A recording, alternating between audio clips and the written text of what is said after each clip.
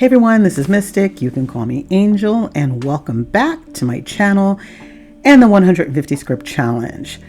This is where I read scripts, analyze them, and work through my process, not just for entertainment, but also to have this discussion as writers and how I'm growing skills, understanding the process, and learning as we go. Because as I always say, as creatives, no matter where we are on our journey, there's always room to build, refine, and challenge ourselves.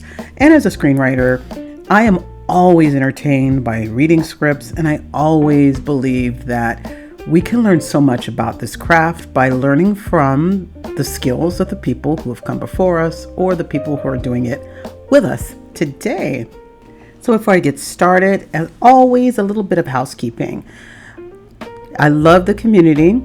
I appreciate every single one of you for dropping by to hang out with me. And if you haven't already, I would love it if you could take a moment to subscribe and just smash that like button to help the algorithm monsters keep me in the high end of visibility to support my work. And if you wouldn't mind leaving a comment, I love having conversations as we go through this process together. Just always remember that we're building a safe place for creatives here. So always respect and kindness. I don't mind a debate. That's why we're here. I am analyzing scripts, so this is going to be my opinion. So you may not agree with me. You may find things different from what's in the film because I'm reading from the script. All that's fine and dandy. I love talking about films and I love debating. Just be nice and kind and respectful.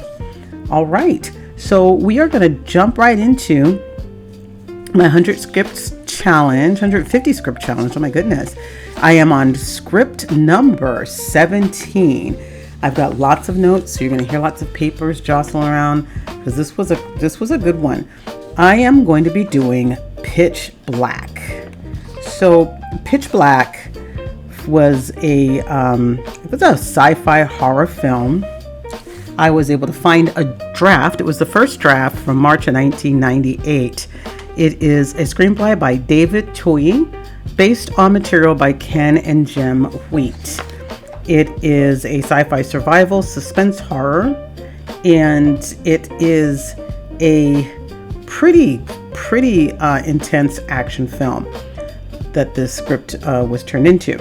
It drops us straight into a darkness. It's a transport ship crash lands on a desert world where night isn't just dangerous, there's predators that come out at night. And the script here blends survival tension with character clash, mistrust, and then the creeping dread of what happens when the suns go down, and there's multiple suns that go down. So why did I choose this script? Pitch Black was something that I would wanted to read. I'm a fan of the film. I remember when it first came out. It's got that wonderful ensemble combination, and it's also kind of got like a body count element to it. It's a pressure cooker storytelling. It's just a lot of stuff happening, unveiling of all kinds of things in the darkness and in the light. So I wanted to see how that all happened on the page after, living with all these years of seeing it happen on the screen. So spoilers, as always, I'm going to be reading through parts of the script and describing the script. So if you haven't seen the film, you want to go watch it and come back and do this with me, you can. And if you want to read with me, I always link where you can go and pull up scripts on your own. And if you're a writer, I really highly recommend that you do. So the quick story setup here. A transport ship crashes on the planet. It's a scorched planet. It's like a desert planet, and it has multiple suns. The survivors try to navigate through the wreckage to figure out how to stay alive, and then, what the next steps are. They discover in their scouring and scavenging through the planet that there is total darkness. It's a rare eclipse that happens where the planet goes into complete darkness. So that is the story setup. So my heart of the story analysis, I'm going to walk through the act structure that I was able to pull out here. So we open up with the ship in chaos. There's an autopilot malfunction and a violent crash. Survivors emerge from the wreckage in the blistering desert, fractured group of people, limited resources, and so there's tension everywhere. The inciting incident happens when they discover an abandoned settlement. There are strange bones, hints of something happened, and that something else lives there. We're not quite sure. We just know that there's something going on in the darkness. The first plot point is when the group realizes that an eclipse is coming. And in this story element is when they do kind of a clock is ticking thing, which is kind of always my favorite thing to do, is like we have to beat the clock before this thing happens, and that's how we initiate the first plot point. Then we have the midpoint where Riddick and Fry have a clash over leadership because Fry is the captain in charge because the captain did not make it through, and then Riddick, who is the bad guy, and then we have Johns, who represents an authority figure, like a police officer kind of figure, who has duplicity in his character, which is interesting. So he is a witness, he is authority, he is also kind of shady, so he's got lots of interesting elements that all come together. So in the midpoint, we get to learn about the characters a little more that are critical to the storytelling. The second plot point, we have the creatures that swarm when the eclipse hits. So in the words of the greats, this is when the action starts in the story. So we go through the opening, the inciting incident, the plot point one, and the midpoint, and then live action starts at this point because the eclipse hits, the creatures swarm, and characters start to get picked off one by one. Alliances are formed and fracture, and then it becomes desperate survival. We get to the climax, which will have the final push to reach the escape ship. Characters have to decide whether to trust Riddick at this point in time and confront their own fear or sacrifice one another. In the resolution, the survivors who remain are the ones who make it off the world. They are scared, they are changed, and they are bonded together by the ordeal.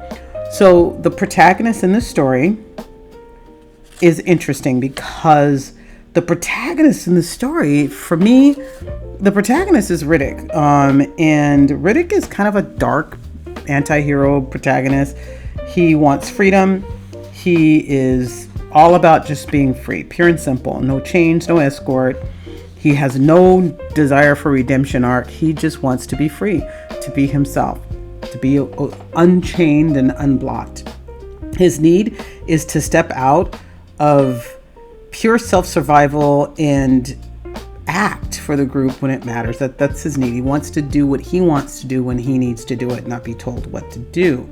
His obstacles here, Johns, who's obsessed with controlling and framing him and keeping him under his thumb and keeping him captured. Then there's Fry's leadership. She's in charge. She wants to be the one that is in command, and he doesn't want to listen to her. Then there's the religious and moral tension with the group. They have these groups of individuals that are on a pilgrimage, and they're very deep in their religion. And so morality is questioned, respect is questioned. There's a lot of stuff that comes up that Riddick is just not about. He's just not about it. He doesn't believe in the things that these fundamental Christians believe in. The creatures themselves are an obstacle for him, of course. And then his own past and his instinct, his lack of trust, his instinct to be self-involved and only self-aware in his need to take care of and protect himself. His transformation, he shifts from becoming a lone predator to reluctant predator. Instead of just thinking for himself, in the end, he does shift. Not a hero, but choosing connection versus abandoning the other people at the end. And so the antagonist and the conflict here, the primary antagonists are the creatures. So they are nightborn, they are predatory, They are apex predator. Angel loves the apex predator story. They're triggered by sound and movement in the darkness, the ultimate fear. And in this script, they did a really great job of showing that escalation. And that's one of the things I was interested in reading this script, because when you watch Pitch Black, you see it. So how did that transform onto the page? And being able to really visually see that these things are responding to the characters, and the characters are in the dark. Chef's kiss. It was just really, really great. But then there's also Johns, who is an obstacle because he's the guy that's chasing him. He's the police officer, the bounty hunter. He's the guy that's there to keep him shackled. So he has to fight to survive the monsters and fight for his freedom from Johns. The core conflict in this for him is survival versus trust. The creatures are the pressure, but the humans are the danger. That's what I got. Like the creatures are the pressure. For Riddick, he comes from a life where he knows how to survive. He knows how to fight the elements and fight everything to do what he needs to do to survive. But humans, they are kind of like that one element that you can't predict. They're the danger. They will do things that you ask them not to do. They do things to put you in danger. They make sounds. They do things contrary to instructions, which can cause the creatures to see you when you're trying not to be seen. So humans are the danger because the creatures are just there doing what they do. And then the mirror structure that I found here, Riddick's darkness versus the planet's literal darkness. So Riddick's dark soul, we'll say, his criminal dark soul. And then there is the planet literally in darkness. John's false heroism versus Fry's emerging courage. This was so good. This was so really good. At the beginning, when the accident happened, Fry was willing to sacrifice everyone to save herself. As they were crash landing, the ship is going to, just bad things are going to happen because it's going to hit, it's going to explode. She's trying to save where she is on the ship, and the only way that she could think to do it is to jettison the back of the ship, which is where there are 50 other survivors that are in Cairo sleep. So for her statement in that moment was, I am not willing to die for them.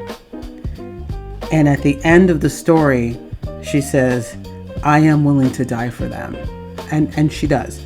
So, man, to have Johns there representing authority, having kind of this false heroism that turns out to not be real heroism. He says like drugs. He has all kinds of things about him that aren't true. He's a little deceptive.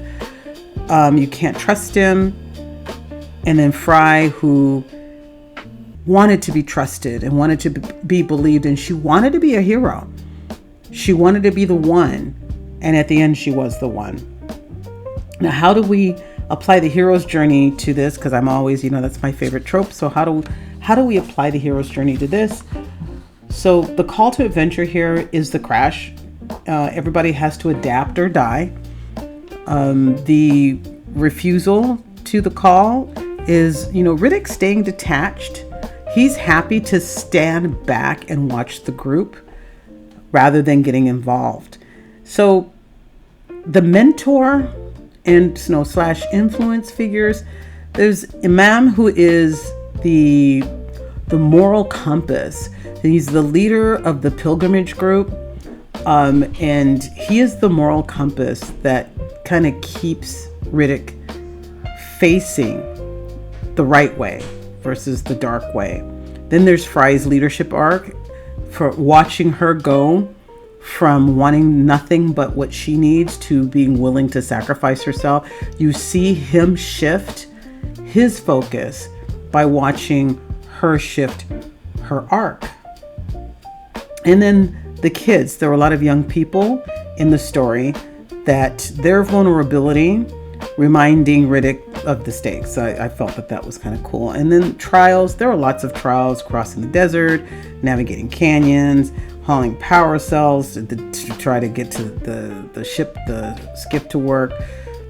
So yes, fighting and survival. And then the transformation, when the eclipse hits, the pretenses drop, the masks have to drop. And Riddick resisted at first, but as we were in the darkness longer, he chose to engage rather than just escape.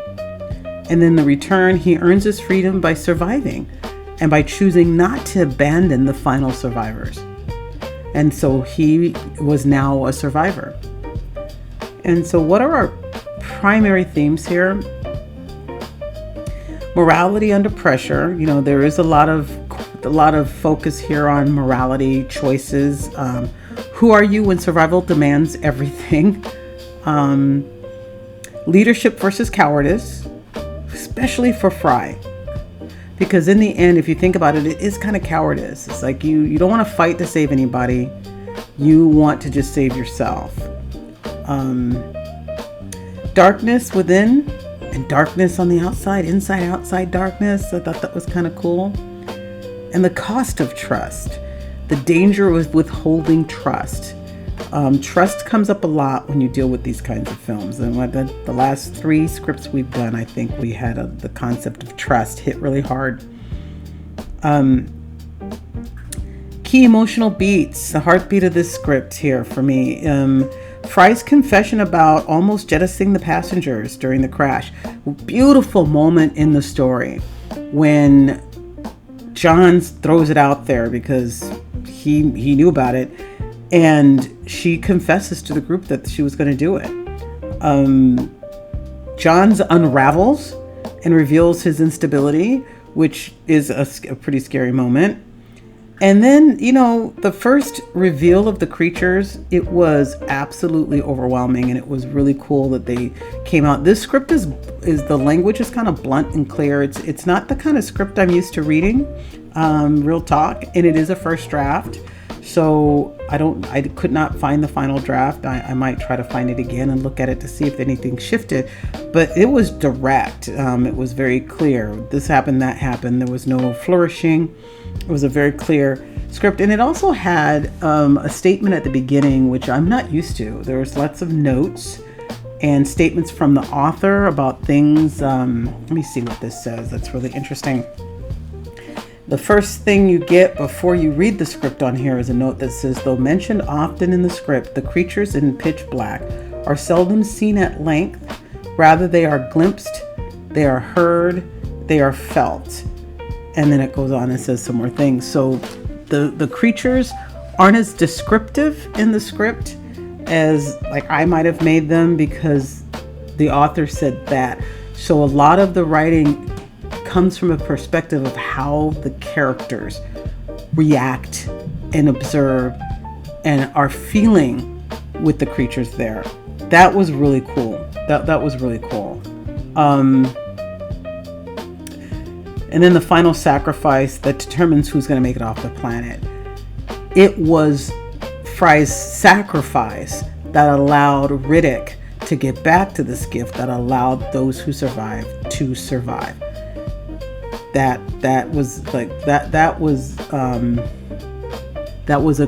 a real good, noble sacrifice, I will have to say.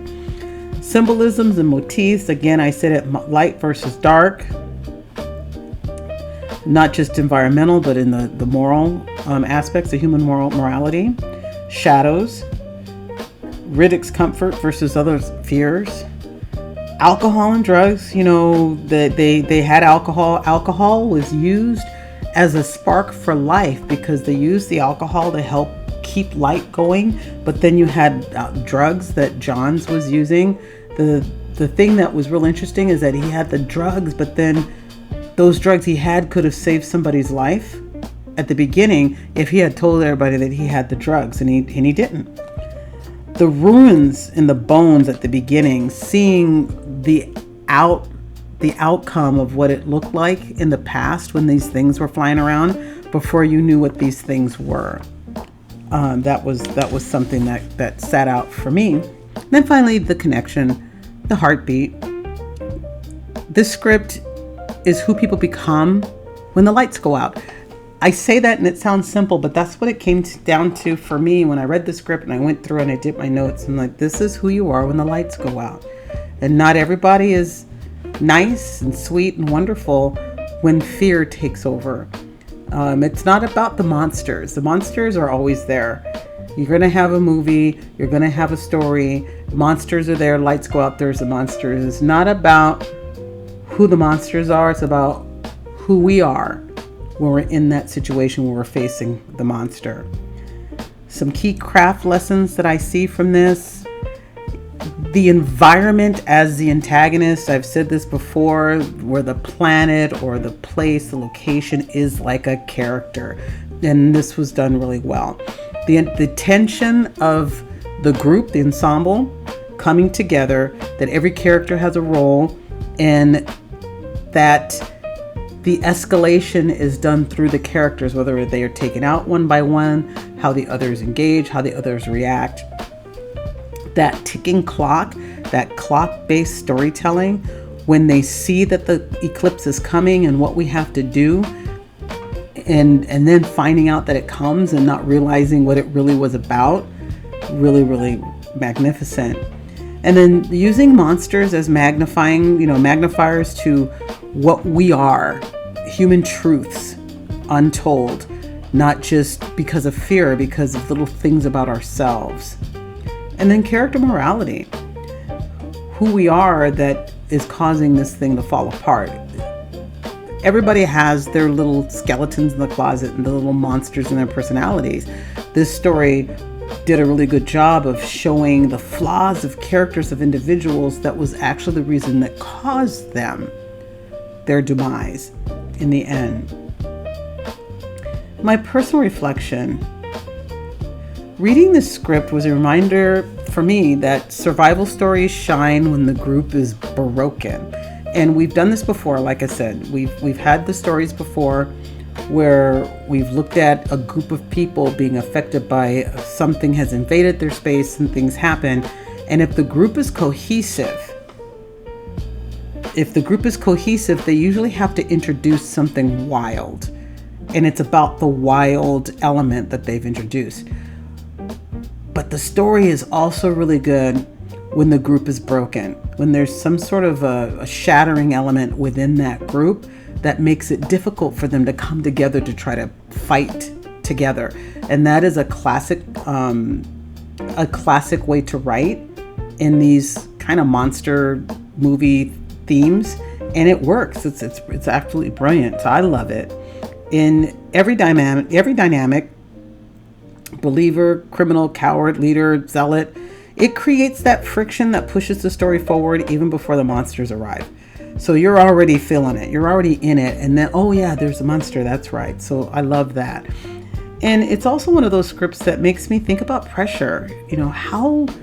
How to reveal the truth, how to reveal the things in your stories, how to reshape people's arcs in the end, how to create an imagery, the way this writer created Fry at the beginning when she was really ready to just let a whole bunch of people go. And that line, I will not die for them. And then in the end, she fought hard to save people's lives through this story. She took it serious what her role was as the leader of this group of people. And she was willing, she said, I will die for them. And she did. Really, really great, really great.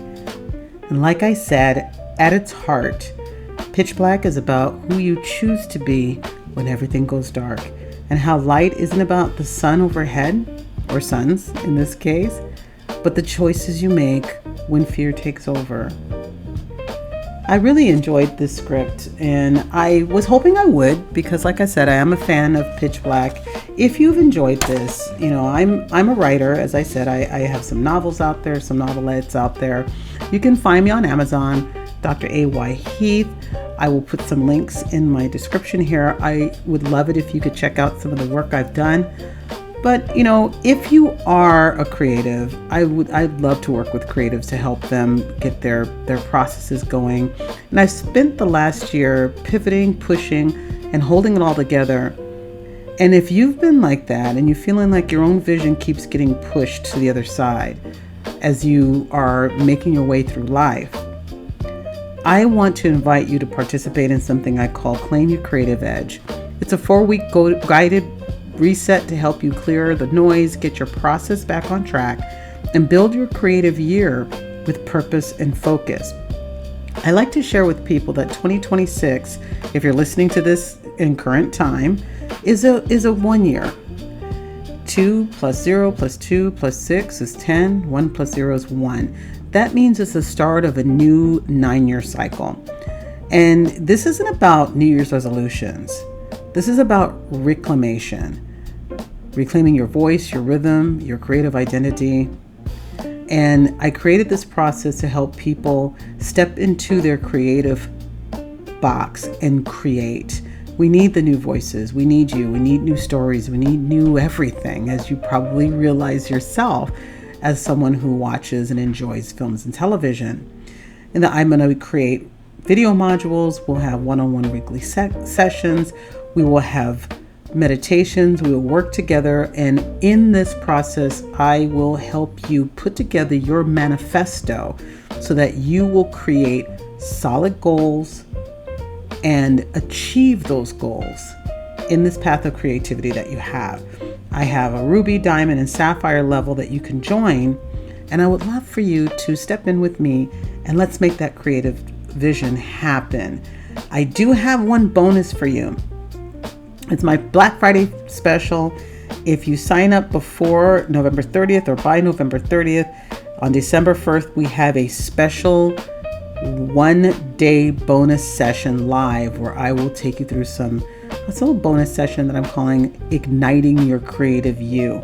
So the program starts on the 3rd. I would love for you to join me in this process. I would love to help make your creative voice come through.